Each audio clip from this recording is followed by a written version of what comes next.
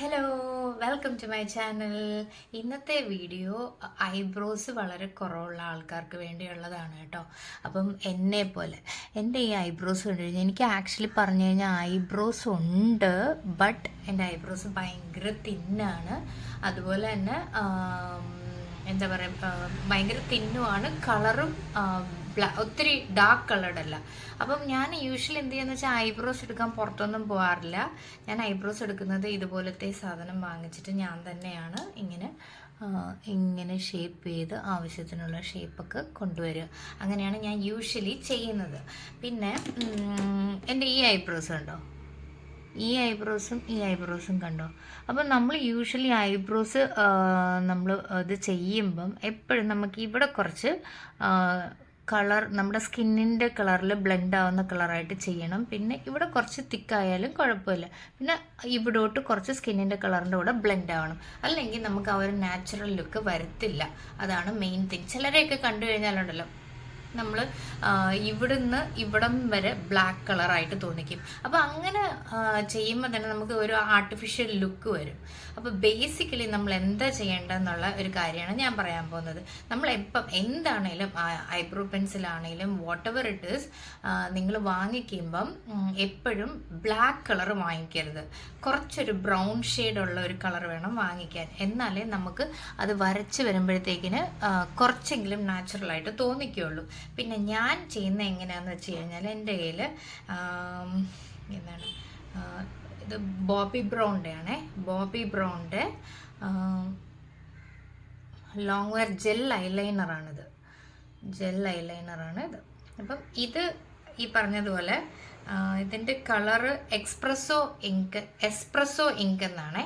But നമ്മൾ നോക്കിക്കഴിഞ്ഞാൽ this is not actually black. കാണാമോ?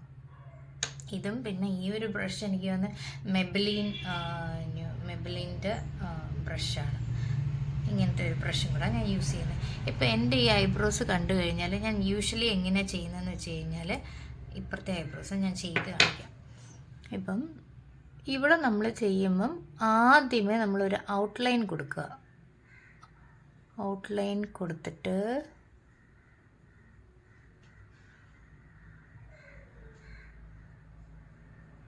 Eyebrows ഇല്ലാത്തവർക്കുള്ള ഒരു പ്രശ്നം എന്താണെന്നറിയാം, നമ്മൾ ഈ ഐബ്രോസും ആ രണ്ട് ഐബ്രോസും കറക്റ്റായിട്ട് അലൈൻ ആവുന്നുണ്ടോ എന്ന് നോക്കണം. അല്ലെങ്കിൽ രണ്ടും രണ്ട് രീതിയിലായി പോകും. അപ്പം അത് വളരെ ഇമ്പോർട്ടൻ്റ് ആണ് കേട്ടോ. നമ്മൾ വരയ്ക്കുമ്പം ശ്രദ്ധിച്ചു വേണം. അപ്പം ഇവിടോട്ട് ചെയ്യുമ്പം നമ്മൾ കൂടുതൽ ടച്ച് ചെയ്യാൻ പാടില്ല. കൂടുതൽ ചെയ്ത് കഴിയുമ്പോഴത്തേക്കിന് ഇവിടെ ഒരുപാട് കുറച്ച് ഇങ്ങനെ ചെയ്ത് കൊടുക്കുമ്പോഴത്തേക്കിന് സ്കിന്നിൻ്റെ കൂടെ അങ്ങ് ബ്ലെൻഡ് ആയിക്കോളും. പിന്നെ നമ്മൾ അങ്ങോട്ട് കയറുമ്പോൾ കുറച്ച് തിക്കനാക്കുക എന്ന് വെച്ചാൽ കൂടുതൽ വരയ്ക്കുമ്പോഴത്തേക്കിന് അവിടെ ആ ഒരു ഡാർക്ക് ഷെയ്ഡ് അവിടോട്ട് വരും. എന്നിട്ട് ഫ്രണ്ടിലോട്ടുള്ളത് കുറച്ച് സ്മഡ്ജ് ചെയ്യുക. ഇങ്ങനെ ഫ്രണ്ടിലോട്ടുള്ളത് രണ്ടും കുറച്ച് സ്മഡ്ജ് ചെയ്ത് കൊടുക്കുകയാണെങ്കിൽ നമുക്ക് ബാക്കിലോട്ടുള്ളതിന് മാത്രം നല്ല കളർ വരും. പിന്നെ നിങ്ങളുടെ ഷേപ്പ്, ഐബ്രോസിൻ്റെ ഷേപ്പ് എങ്ങനെയാണോ അതിനനുസരിച്ച് നിങ്ങൾ ഷേപ്പും കൂടെ കൊടുത്തു കഴിയുമ്പോഴത്തേക്കിന് നിങ്ങൾക്ക് കറക്റ്റായിട്ട് കിട്ടിക്കോളും. അപ്പം ഞാൻ യൂസ് ചെയ്യുന്ന ഇത് രണ്ടുമാണ്. ഇത് ആക്ച്വലി എല്ലാ ഇതിലും ഉണ്ട് കേട്ടോ. എല്ലാ ബ്രാൻഡ്സിലും ഇങ്ങനത്തെ ജെൽ ഐലൈനർ വരുന്നുണ്ട്. ഏത് വേണമെങ്കിലും വാങ്ങിക്കാം, യൂസ് ചെയ്യാം. ഇതൊരു അടിപൊളി ഒരു ഹാക്കാണ്.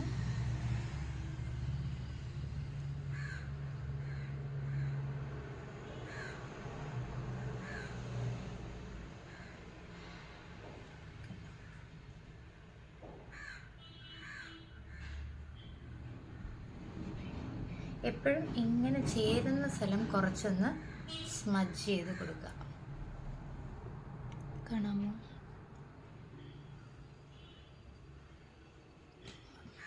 എനിക്ക് ഇച്ചിരി ഐബ്രോസ് ഉള്ളതായിട്ട് തോന്നിക്കുന്നില്ലേ? ഈ ഒരു ലുക്ക് എന്നാലേ നമുക്ക് വരുള്ളൂ.